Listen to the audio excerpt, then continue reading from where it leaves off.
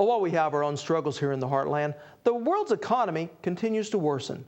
For Africa, it's a crisis that only adds to the ongoing struggle with hunger and crippling poverty.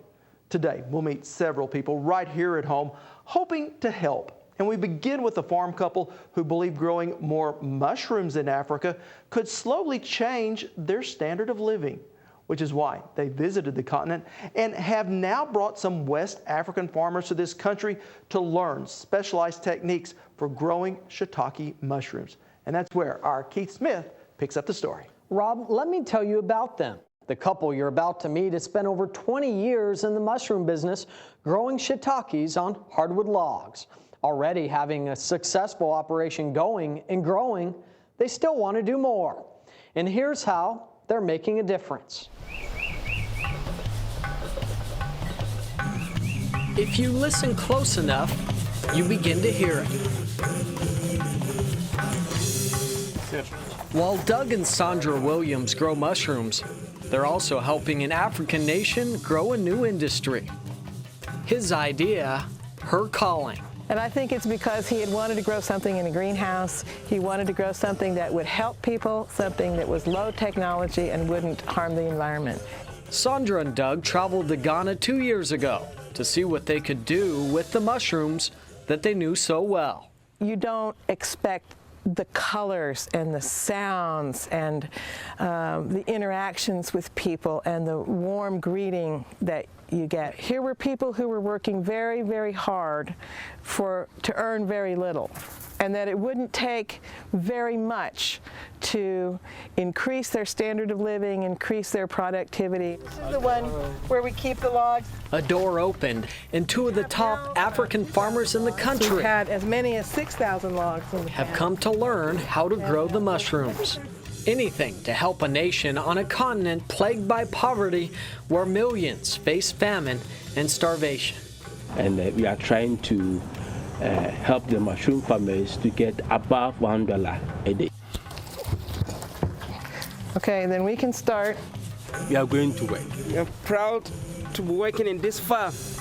And then the shiitake, as the wood cells go this way, the shiitake will grow this way and it'll grow this way. For the love of learning and the sake of giving. And they're going to be learning how to handle the logs, how to select the logs, how to, a little bit about cutting the wood.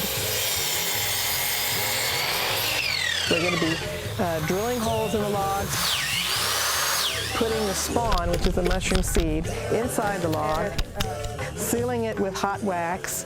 You know, our operation and how we do it and how long things take and different things, problems that may crop up.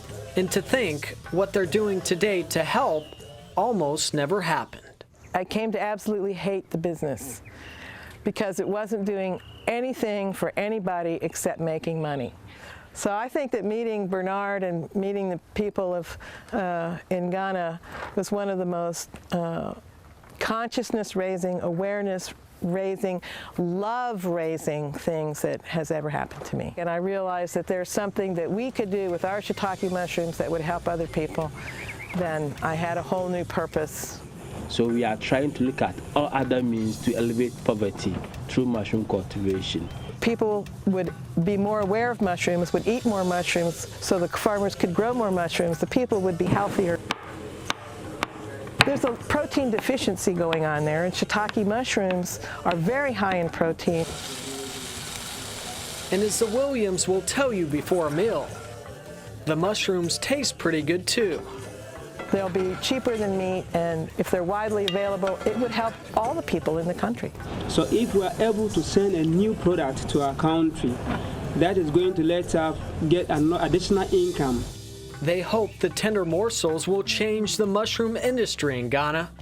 Whatever we are going to learn from this place, we are going to put into practice and then make sure our dream will come true one day.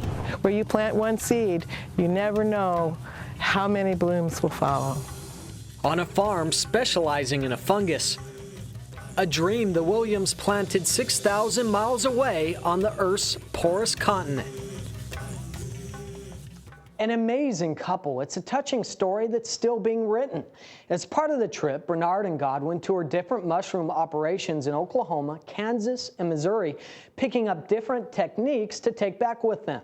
Plans for the trip even included a visit to New York to address the United Nations on their training and what's being done in Ghana.